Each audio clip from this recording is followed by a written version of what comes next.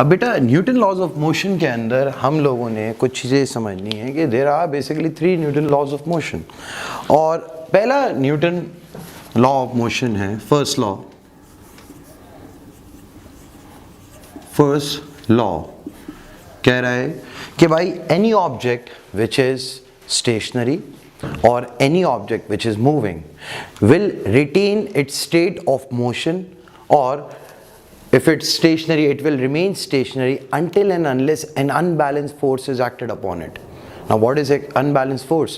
बेटा वो जो मैंने आप लोगों से resultant force का कॉन्सेप्ट बार बार बोल रहा था ना, it is known as the unbalanced force that causes an object to accelerate or decelerate. So अब अगर मैं न्यूटन लॉ ऑफ मोशन, बेटा M1 के अंदर इसकी डेफिनेशन नहीं आएगी, लिखने को नहीं आएगा कि न्यूटन लॉ ऑफ मोशन आप लिख के बताएं क्या है, ये सब नहीं आएगा, लेकिन इसका कॉन्सेप्ट आएगा और कॉन्सेप्ट काफी इन डेप्थ आएगा। लेकिन मैं फिर भी आप लोगों को लिख के दे रहा हूं, अ स्टेशनरी और a moving object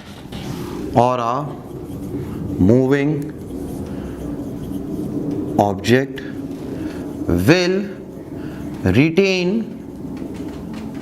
its state of rest or motion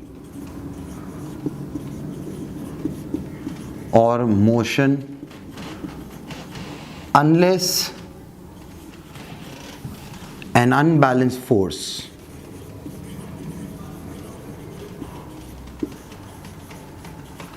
is acted upon it.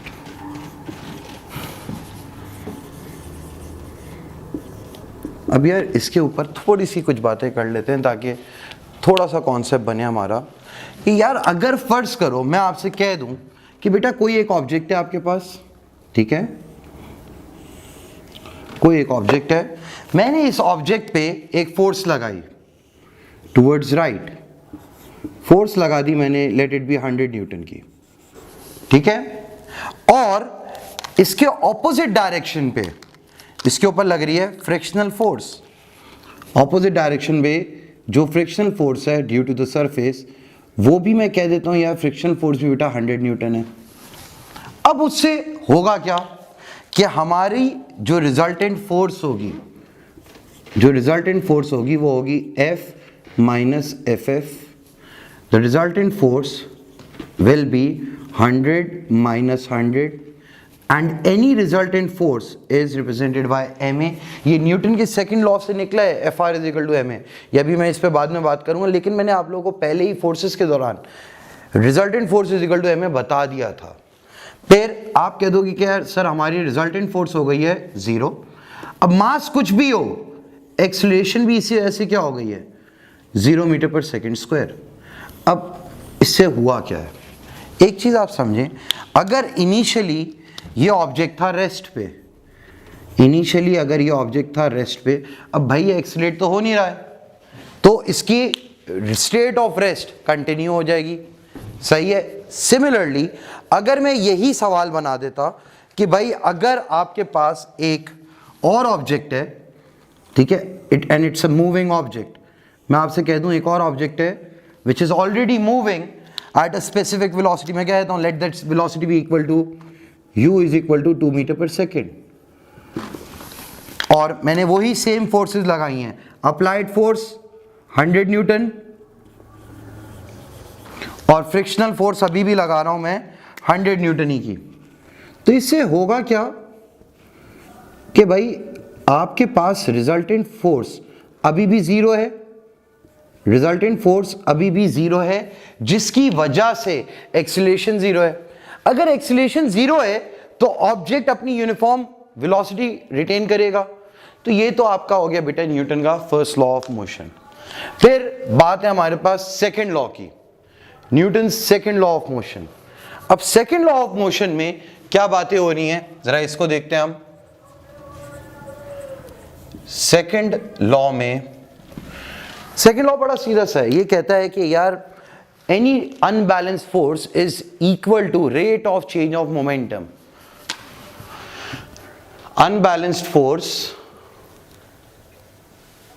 unbalanced force is equal to rate of change of momentum. अब बेटा अगर मैंने आपसे कह दिया है कि unbalance force is equal to rate of change of momentum, पहली बात अगर किसी भी चीज के रेट की बात हो रही हो तो this means it is being divided by time. पहली बात तो ये हो गई। और दूसरी बात ये कि यहाँ पे चेंज ऑफ मोमेंटम की बात हो रही है, तो पहले हमें ये देखना होगा कि यार मोमेंटम क्या है।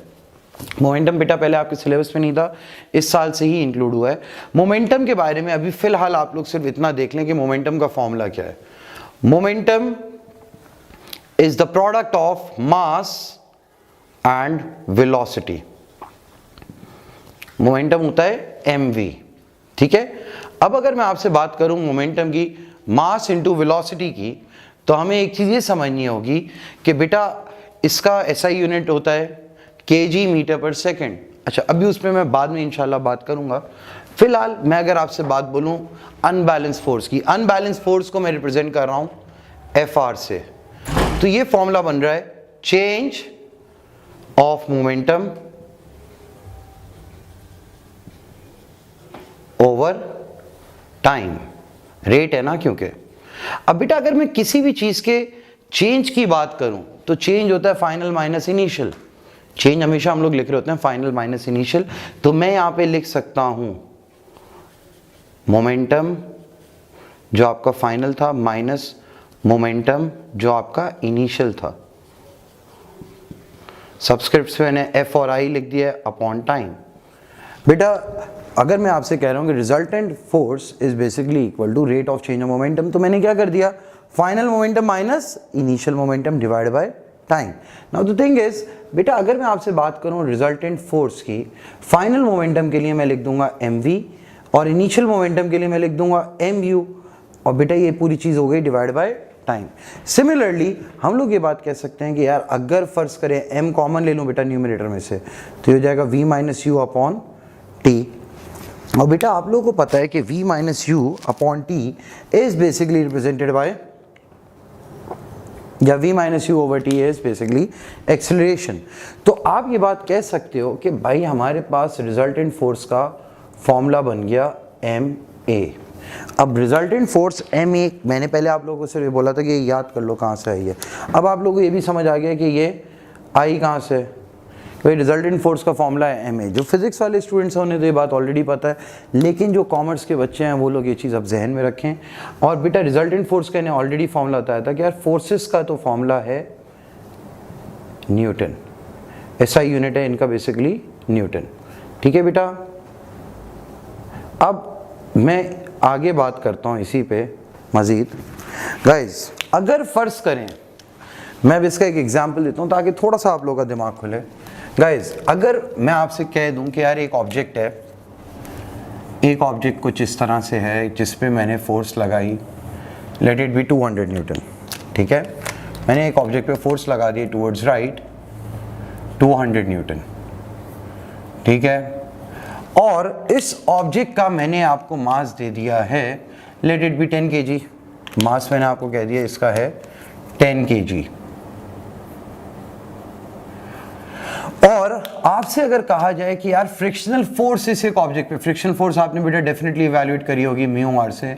फ्रिक्शनल फोर्स में कहता हूँ बेटा आपके पास आई है 180 न्यूटन। तो मेरा बच्चा आपके पास रिजल्टेंट फोर्स क्या बन रही है, आप फौरन से बोल दोगे कि sir resultant force is 200 minus 180 which is 20 Newton. अच्छा इतना हम सब जानते हैं कि यार रिजल्टेंट फोर्स अभी थोड़ी देर पहले देखा है ma के बराबर है। मास कितना है बेटा आपके पास, क्वेश्चन में 10 बताया हुआ है, 10a इज इक्वल टू 20। तो आपने कह दिया कि सर एक्सेलरेशन इज 2 मीटर पर सेकेंड स्क्वायर। इसका ये मतलब है कि ऑब्जेक्ट यूनिफॉर्मली एक्सेलरेट कर रहा होगा in this particular case with a magnitude of 2 metre पर सेकेंड स्क्वायर। अब अगर फर्ज करें मैं आपसे ऐसी सवाल कह देता कि भाई इनिशियली ये रेस्ट पे है 0 मीटर पर सेकेंड, और मैं आपसे कह दूं यार find the velocity after 8 second, find the velocity after 8 seconds. अगर मैंने आपसे ये मांग लिया होता कि यार वेलोसिटी निकालो इसकी आफ्टर 8 सेकेंड, तो आप क्या करोगे यार, एक्सीलरेशन है, इनिशियल वेलोसिटी है, फाइनल, अब आप इसमें बड़े आराम से कह दोगे यार v is equal to u plus AT, v is equal to initially 0 थी, एक्सीलरेशन गाइस 2 थी और टाइम 8 सेकेंड दिया है, तो इस ऑब्जेक्ट की वेलोसिटी हो जाएगी यार 16 मीटर पर सेकेंड। सिमिलरली अगर मैं आपसे कह दूं find the distance covered by the object after 8 second, find the distance covered by the object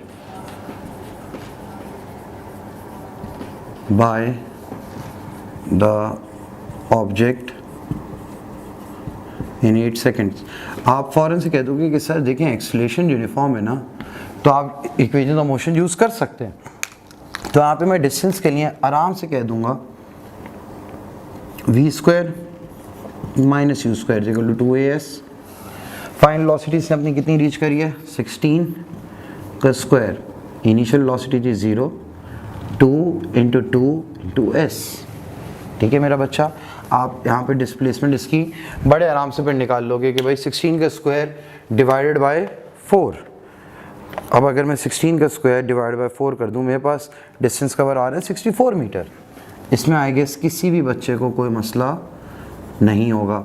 अब यार इससे लिंक करते हुए कोई भी काइनेमेटिक्स का क्वेश्चन पूछ सकते हैं, ये चीज़ें मैंने आपके साथ पहले ही डिस्कस कर ली थी, सो दैट बाद में हमें इतना मसला ना हो। अब अगर मैं बेटा इसी बेसिस पे बात करने जाऊँ आगे, अब न्यूटन का हमारे पास थर्ड लॉ भी है, ठीक है। अब बेटा न्यूटन का थर्ड लॉ क्या कह रहा है, ज़रा ये चीज़ आप देखें, मैं बोर्ड मिटा दूं फिर उसके बाद जो है आप इसको देखिएगा। यहाँ पे मैं लिख रहा हूँ न्यूटन का थर्ड लॉ।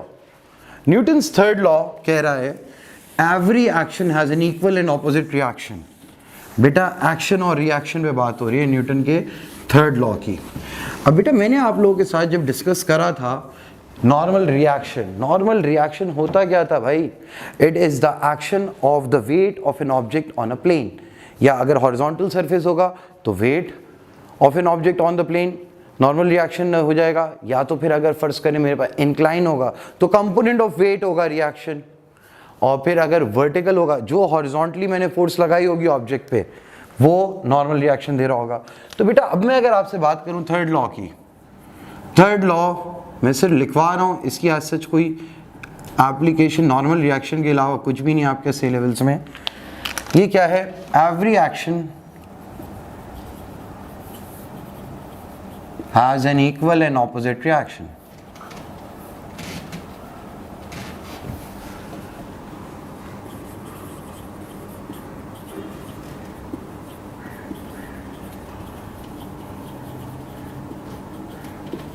तो बेटा मैंने यहाँ पे आपके आगे लिख दिया है every action has an equal reaction in the opposite direction.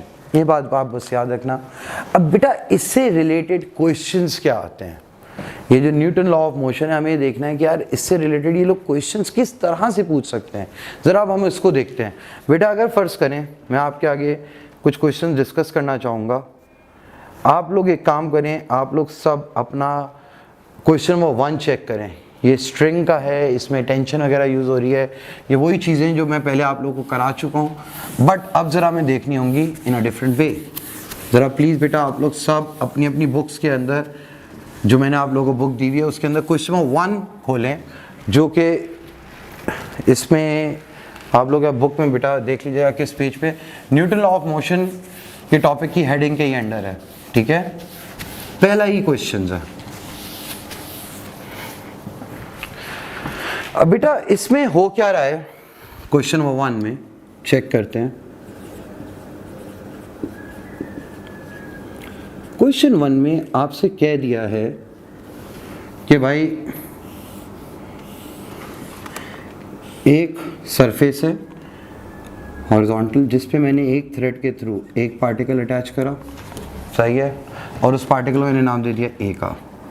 फिर एक और थ्रेड है उसी के थ्रू एक और पार्टिकल अटैच करा जिसका मैंने नाम दे दिया बी का। अच्छा, मैंने इसको नाम दे दिया S1 का और इस थ्रेड को नाम दे दिया S2 का, ठीक है। इन दोनों थ्रेड्स को नाम दे दिया और ये इस वाले पॉइंट को मैंने O कह दिया, ठीक है बेटा। अब इन्होंने कह दिया S1 and S2 are light inextensible strings and A and B are particles each of mass 0.2 kg। यार अब दोनों का मास दे दिया बेटा आप लोग के आगे, आप फौरन से कह दोगे कि सर देखें mass of A is equal to mass of B, और बेटा वो मैंने आपको दे दिया है 0.2 kg। अब मैं इस बेसिस पे एक बात कह सकता हूँ कि यार वेट ऑफ A क्या होगा, वेट ऑफ A है 2 न्यूटन, बेटा वेट ऑफ B क्या होगा 2 न्यूटन।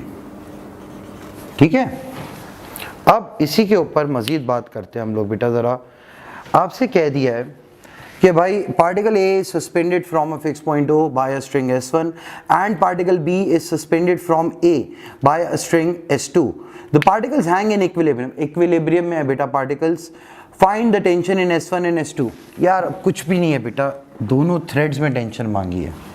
दोनों थ्रेड्स पे अगर आपको टेंशन चाहिए तो आप बड़े आराम से कह सकते हो कि सर देखें बेटा ये जो S2 वाला थ्रेड है, अगर मैं अबाउट B देखूं, अगर मैं बेटा अबाउट B देखूं तो इस पे टेंशन ऑपोजिट डायरेक्शन में होगी, B के यानी कि अवे फ्रॉम B होगी, और ये टेंशन आप कह सकते हो सिर्फ और सिर्फ वेट ऑफ B के बराबर है। ठीक है, अगर मैं बात करूं आपसे इस S1 की, टेंशन इन S1 ये बराबर हो जाएगी weight of A plus weight of B के, क्योंकि दोनों के वजन को बर्दाश्त कर रही है, दोनों के वेट को बैलेंस कर रही है इक्विलिब्रियम में ना। तो आप लोग क्या कह दोगे कि sir tension in S2 is basically equal to weight of B, और बेटा वेट ऑफ B आपके पास क्या था 2 न्यूटन था।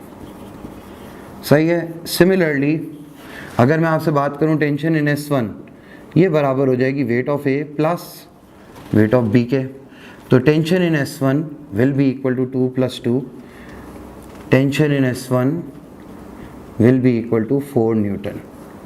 बेटा आप इतने से काम के they have given you 3 marks. अच्छा, अब आप लोगों को एक सवाल आएगा कि सर इसकी क्या यही वर्किंग शो करें? हाँ भाई, इतनी वर्किंग शो कर दो, that is more than enough, और कुछ करने की आपको ज़रूरत नहीं है।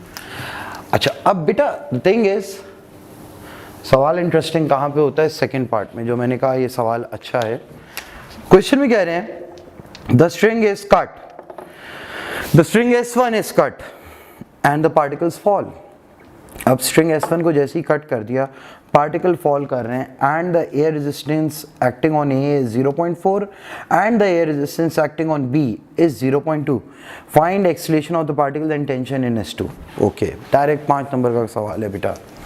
अब यहाँ पे इन्होंने कह दिया आपने S1 काट दिया, स्ट्रिंग S1 कट हो गया।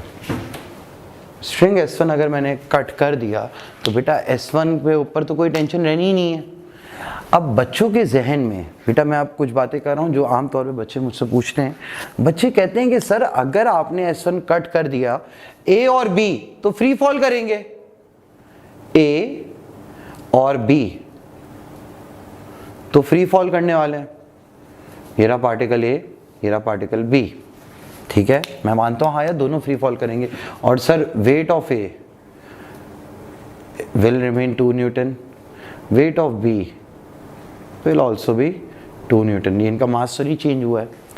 लेकिन यार एक चीज़ ज़रा सोचिएगा बेटा, सुकून से एक बार सोचें कि यार बच्चों के जहन में एक सवाल आता है कि सर अगर फर्ज करें S1 कट गया जो सपोर्ट कर रहा था A को, जब ये नीचे फॉल कर रहे होंगे तो सर इनके बीच वाला जो थ्रेड है S2, सर S2 पे भी तो टेंशन ख़त्म हो जाएगी।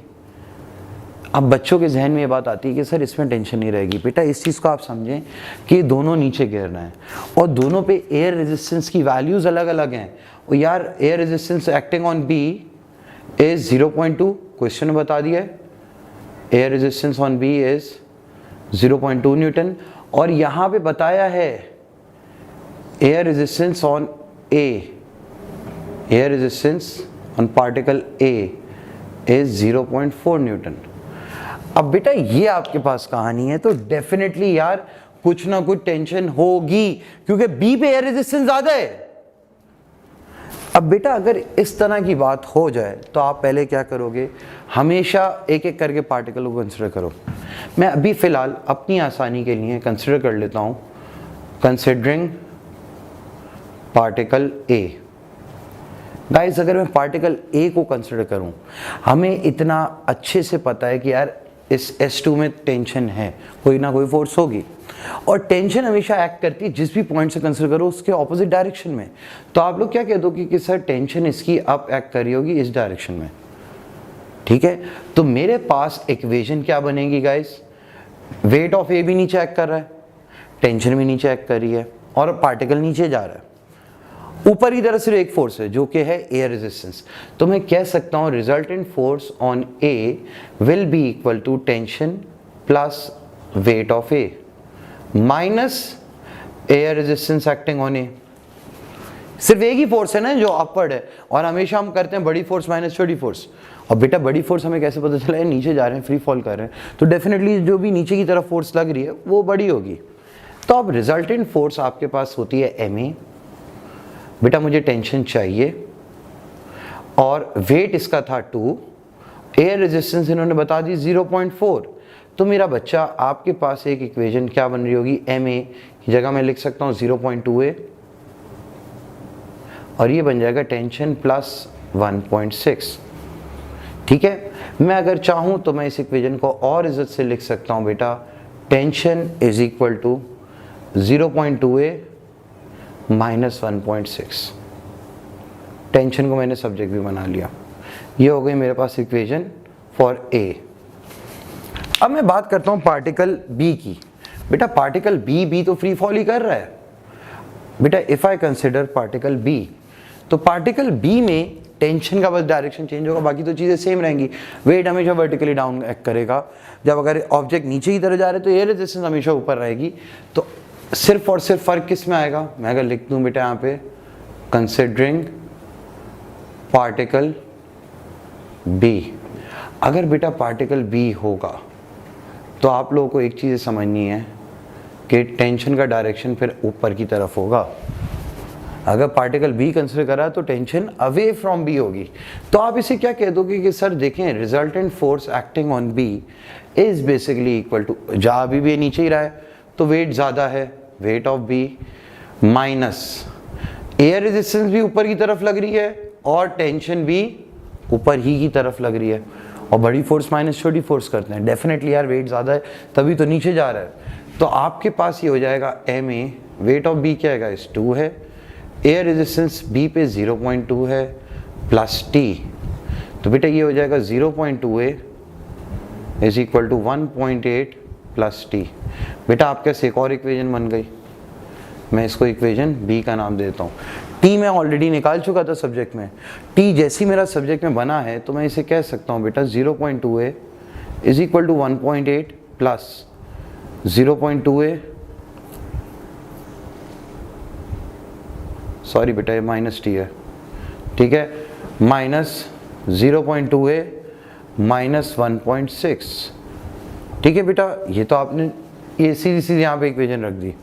अब मेरे पास कहानी क्या बन जाएगी, 0.4a is equal to 1.8 plus 1.6, तो बेटा a आपके पास आ जाएगी 8.5 मीटर पर सेकंड स्क्वायर। चेक कर लीजिएगा आप लोग बेटा, a आपके पास आ रहा होगा 8.5 मीटर पर सेकंड स्क्वायर। मैं भी देख लेता हूँ, 1.8 प्लस 1.6 डिवाइड बाय 0.4, बेटा 8.5 आ रहा है।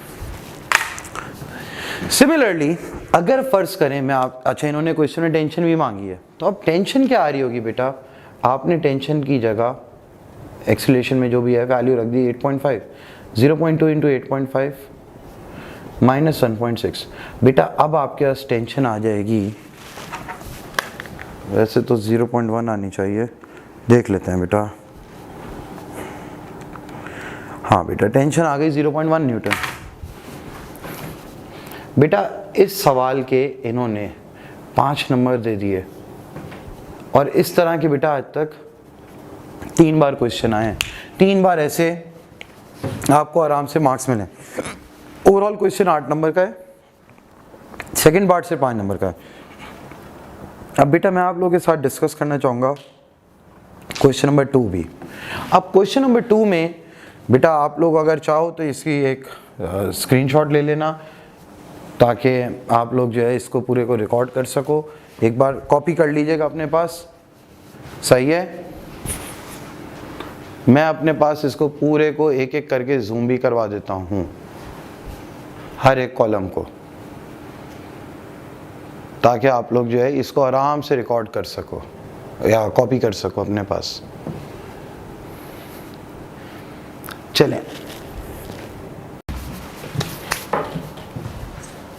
बेटा क्वेश्चन नंबर 2 भी अब आप लोग जरा देखें। अब क्वेश्चन नंबर 2 में आपसे क्या बोला है, a small block of mass 0.15 kg moves on a horizontal surface. अब बेटा कोई ब्लॉक है जिसका मास है, बेटा क्वेश्चन नंबर 2 है, a small block of mass 0.15 kg moves on a horizontal surface। अच्छा जी, the coefficient of friction between the block and the surface is 0.025। अब बेटा मैं एक काम कर लेता हूँ, अपनी आसानी रखता हूँ, मैं इसको ड्रॉ कर लेता हूँ। बेटा जब तक आपके ऐसे सवाल आते हैं और आप ड्रॉ नहीं करेंगे ना, कहानी आपको क्लियर नहीं होगी। सवाल जब भी ऐसे आए आप एक स्केच सा बना लिया करो। मैं कहते हैं यार ये रहा ब्लॉक मेरा, ठीक है, और बेटा इस ब्लॉक का मास है 0.15, mass is equal to 0.15 kg। अब बेटा अगर मेरे पास ब्लॉक का मास है और आपको बता दी the coefficient of friction is 0.025, अरे यार कोफिशिएंट ऑफ फ्रिक्शन भी बता दिया है 0.025। मैंने कह दिया यार इस डायरेक्शन पे फ्रिक्शन लग रही होगी भाई। और बेटा आप लोग ये नोटिस करो, मैं फ्रिक्शन हमेशा डबल एरो से दिखा रहा होता हूँ और डिफरेंट कलर से। आप लोग डिफरेंट कलर नहीं अगर यूज़ कर सकते तो पेपर में डबल एरो दिखा देना, काम ही आएंगे डायग्राम ये। अच्छा, फाइंड द फ्रिक्शनल फोर्स। अच्छा कोफिशिएंट ऑफ फ्रिक्शन दिया है बेटा, ये फ्रिक्शनल फोर्स नहीं है, ये कोफिशिएंट ऑफ फ्रिक्शन है। चलो मुझे अभी नहीं बताना है फ्रिक्शनल फोर्स, जाने दो, है तो ना, फ्रिक्शनल फोर्स हम निकाल तो सकते हैं। अब ये कोफिशिएंट ऑफ फ्रिक्शन दिया है guys, mass is 0.15 kg and coefficient of friction is 0.025, ठीक है। सिमिलरली इन्होंने कहा है फ्रिक्शनल फोर्स बताओ। ओ भाई अगर ये किसी सरफेस पे पड़ा हुआ है तो इसका वेट क्या होगा, वेट हो जाएगा 1.5 न्यूटन। अब बेटा अगर वेट 1.5 न्यूटन है, हॉरिजॉन्टल सरफेस है, तो नॉर्मल रिएक्शन भी क्या होगा भाई, नॉर्मल रिएक्शन भी होगा 1.5 न्यूटन। तो अब बेटा इस बेसिस पे आप ये बात जानते हो कि sir frictional force is basically equal to mu R, coefficient of friction है 0.025 और बेटा नॉर्मल रिएक्शन है 1.5। तो बेटा आपके पास फ्रिक्शनल फोर्स बड़े आराम से निकल जाएगी 0.025 इंटू 1.5। फ्रिक्शनल फोर्स आपके पास आ रही है 0.0375। बेटा फ्रिक्शनल फोर्स आ गया आपके पास 0.0375। अब जब यार आपके पास बेटा फ्रिक्शनल फोर्स आ गई, मैंने यहाँ पे लिख भी दी यार फ्रिक्शनल फोर्स है भाई 0.0375। अच्छा एक चीज़ आप लोग सब जानते हो कि अगर सरफेस सेम रहेगा तो फ्रिक्शन भी सेम ही रहेगी, क्योंकि कोफिशिएंट ऑफ फ्रिक्शन सेम रह रहा है और नॉर्मल रिएक्शन तो सेम ही रह रहा है, क्योंकि ऑब्जेक्ट बस ये जो भी ब्लॉक है ये हॉरिजॉन्टली बस मूव कर रहा है। इन्होंने सेकंड पार्ट में कह दिया show that the deceleration of the block is something. Now the thing is बेटा अब इस ब्लॉक की डिसलेशन की बात हो रही है, दिस मीन्स कि इनिशियली इस ब्लॉक पे कोई ना कोई वेलोसिटी होगी इस ब्लॉक की। अगर मैं कह दूं इनिशियली इस ब्लॉक की कोई वेलोसिटी थी, अच्छा कहीं पे भी इस सवाल में ये तो नहीं बोला हुआ ना आपसे कि इस ब्लॉक पे कॉन्स्टेंटली कोई फोर्स लगाई हुई है जो कि टूवर्ड्स राइट फेंक रहा हो, कहीं पे ये बात नहीं लिखी हुई। दिस मीन्स कि अप्लाइड फोर्स फिलहाल 0 है और ये अपनी किसी एक इनिशियल वेलोसिटी की वजह से चल रहा है। तो मैं ये बात कह सकता हूँ, डिसलेशन मांगी है तो मैं ये बात कह सकता हूँ बड़े आराम से कि भाई देखें रिजल्टेंट फोर्स बराबर होती है applied force minus frictional force के। Any resultant force is basically equal to ma, applied force 0 है, यहाँ पे कुछ नहीं बोला कि इस पे कोई फोर्स लगी हुई है। हाँ लेकिन फ्रिक्शनल फोर्स तो एक्ट कर रही है सरफेस की वजह से, वो है 0.0375। इसी बेसिस पे बेटा आप लोगों से मज़ीद बातें करता हूँ कि भाई हमारे पास अगर यही सेम कहानी हो, मैं आपसे बोल दूँ यार इस ऑब्जेक्ट का मास क्या था 0.15 a इज इक्वल टू -0.0375। तो बेटा आपके पास ऑटोमेटिकली एक्सीलरेशन नेगेटिव में आ रही है, showing that the object is decelerating. और बेटा ये आई है 0.25 -0.25 मीटर पर सेकेंड स्क्वायर, ये आपकी एक्सीलरेशन है। लेकिन उन्होंने कहा डिसेलरेशन बोलो तो आप बोल दोगे deceleration is equal to 0.25 metre पर सेकेंड स्क्वायर। और मेरा बच्चा आपने यहाँ पे लिख दिया प्रूव्ड, यही चीज़ प्रूव करने बोली थी। अच्छा, अब in the second part, third part in fact they are saying that the block is struck from a point A on the surface. अच्छा यार यहाँ से स्ट्राइक करा था इसे, मैं इसको कहता हूँ ये है हमारा पॉइंट ए, ठीक है, on the surface and 4 seconds later it hits the board at point B. ये बेटा बोर्ड है पॉइंट बी का, इस पे जाके इसने हिट करा है और कितना टाइम लगा है 4 सेकेंड। मैं कह सकता हूँ कि भाई अगर इसे ए से बी जाने में लगे हैं 4 सेकेंड, 4 सेकेंड, ठीक है जी। आगे क्या बात बोल रहे हैं लोग, the initial speed of the block was 5.5। अच्छा यहाँ पे जब ए पे था ना तो बेटा इसकी स्पीड भी दे दी है u एट ए, ऐसे कह सकता हूँ u at A is 5.5 metre पर सेकेंड। एक्सीलरेशन तो आप लोग निकाल ही चुके हो, एक्सीलरेशन आई थी -0.25 इस दौरान, -0.25 मीटर पर second square was your acceleration. ठीक है यार, अब आगे क्या बात हो रही है, इन्होंने कह दिया find the distance A B. बेटा अगर आपसे सिर्फ यहाँ पे डिस्टेंस मांगा है, यूनिफॉर्म एक्सीलरेशन है, तो आप अपनी इक्वेशन ऑफ मोशन यूज़ कर सकते हो। आपने फ़ौरन से क्या कह दिया कि सर देखें इनिशियल वेलोसिटी है हमारे पास कितनी 5.5 मीटर पर सेकेंड, इसे टाइम लगा है ए से बी जाने में 4 सेकेंड, फिर एक्सीलरेशन है -0.25 मीटर पर सेकेंड, और आपसे मांगा इन्होंने क्या है एस मांग लिया। डिस्टेंस ए बी का कितना है, ए बी का डिस्टेंस। तो आप लोगों ने कह दिया कि यार ये सब चीज़ें किस में यूज़ होती हैं, S is equal to U T plus half A T square. Equation S is equal to U T plus half A T square. S मुझे चाहिए, इनिशियल वेलोसिटी क्या है गाइस 5.5, गाइस टाइम क्या है 4, प्लस हाफ ए की जगह -0.25 और बेटा टी की जगह 4 का स्क्वायर। तो बेटा एस क्या आ रहा है 0.25 का स्क्वायर इंटू 16 इंटू 0.5।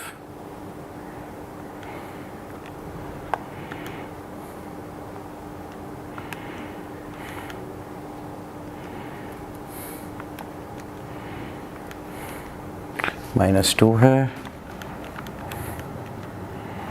22 -2, तो बेटा ये आपके पास डिस्टेंस आ गया 20 मीटर। यहाँ तक किसी भी बच्चे को आई गेस कोई मसला नहीं होगा। ए बी का डिस्टेंस आ गया है 20 मीटर। अब मुझे एक चीज़ पता चल गई है कि बेटा इस पूरे का जो डिस्टेंस है ए से बी का जो डिस्टेंस है दैट इज़ 20 मीटर। तो मैंने कह दिया यार अगर ए से बी तक का डिस्टेंस है 20 मीटर। अब अगला पार्ट क्या है, the block rebounds from the board with speed 3.5। अब ब्लॉक रिबाउंड हो गया है बोर्ड से विथ स्पीड। अच्छा यार अब छोड़ो इतना, हम क्या वो करें, इसी में मज़ीद बातें कर लेते हैं हम लोग इसी डायग्राम पे। अब ये जो भी ब्लॉक है ये रिबाउंड होगा, यानी कि पहले बी पे पहुंचा, सही है, अब ये रिबाउंड होगा, यानी कि अब ये इस तरफ आएगा, डायरेक्शन चेंज करेगा। अब बेटा कितनी स्पीड से करेगा? 3.5 से रिबाउंड कर रहा है। तो मैं बेटा एक और डायग्राम बना लेता हूँ, सही है? डायग्राम की कोई कंजूसी नहीं करना आप लोग भी। ये है आपके पास बेटा वॉल, ठीक है, और ये रहा मेरा बच्चा, मेरे पास पॉइंट ए, ये रहा बेटा मेरे पास, बल्कि मैं इसको और आगे कर देता हूँ, ये रहा पॉइंट ए, सही है, ये रहा पॉइंट बी। अच्छा, इन दोनों के दरमियान का बेटा डिस्टेंस कितना है हमारे पास? पहले ही निकाल लिया मैंने, 20 मीटर।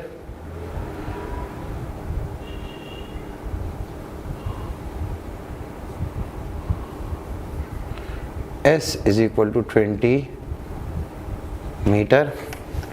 और बेटा जाते हुए इसे लगे थे 4 सेकेंड।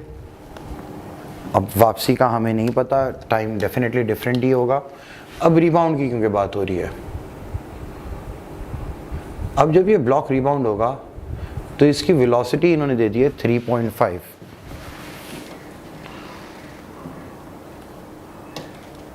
ये रिबाउंड होगा 3.5 से and moves along the line B A 3.5 metre पर सेकेंड। और बेटा 3.5 ये डायरेक्शन होगा, ठीक है। अब जब ये बात हो गई, इस सवाल में मजीद इन्होंने क्या बात बोली है? The speed with which the block passes through A. ओ भाई कितनी स्पीड से ये ए पे पहुंचेगा? डिस्टेंस है मेरे पास।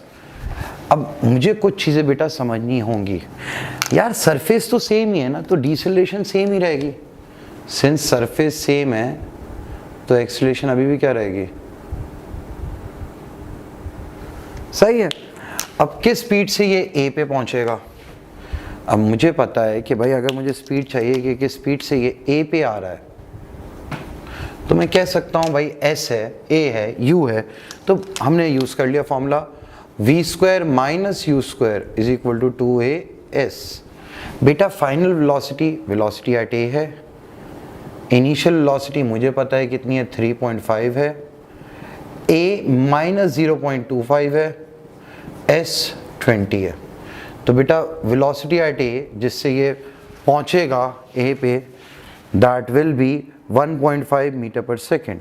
ट्रस्ट में ये वेलोसिटी आ जाएगी 1.5 मीटर पर सेकेंड।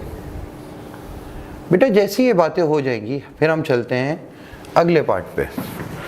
अगले पार्ट में आपसे कह दिया है the total distance moved by the block from the instant when it was struck at A until the instant when it comes to rest। ओ भाई इसका ये मतलब है ये कहीं पे जाके रेस्ट पे भी आएगा। जब ये A से गुजरा ना बेटा, अब वापसी के डायरेक्शन पे मैं कह रहा हूँ, वापसी पे इसकी यहाँ पे वेलोसिटी है 1.5। अब ये कोई एक पॉइंट होगा C, मैं उस पॉइंट को नाम देता हूँ C का। मैं कह देता हूँ भाई ये C पे जाके रुका है, C पे इसकी हम लोग कहते हैं फाइनल वेलोसिटी है, वो 0 है। अब इनिशियल वेलोसिटी हो गई A से C के लिए, ये सरफेस सेम है तो मेरा बच्चा डिसेलेरेशन अभी भी क्या रहेगी? वही रहेगी माइनस 0.25 मीटर पर सेकेंड स्क्वायर। अब मुझे AC का अगर डिस्टेंस चाहिए, क्योंकि देखें बेटा मुझे चाहिए टोटल डिस्टेंस, यहाँ से पहले यूँ जाना फिर वापस आना, जाना 20 आना 20, यहाँ से यहाँ भी तो कोई डिस्टेंस होगा। तो मैं उसके लिए फॉर्मूला यूज़ कर रहा हूँ बेटा, v square minus you square is equal to 2as। भाई फाइनल वेलोसिटी अब इसकी होगी 0 का स्क्वायर, इनिशियल वेलोसिटी हो गया 1.5 का स्क्वायर, a की जगह माइनस 0.25, और मुझे डिस्टेंस चाहिए। बेटा मेरे पास ये वाला जो डिस्टेंस आएगा that will be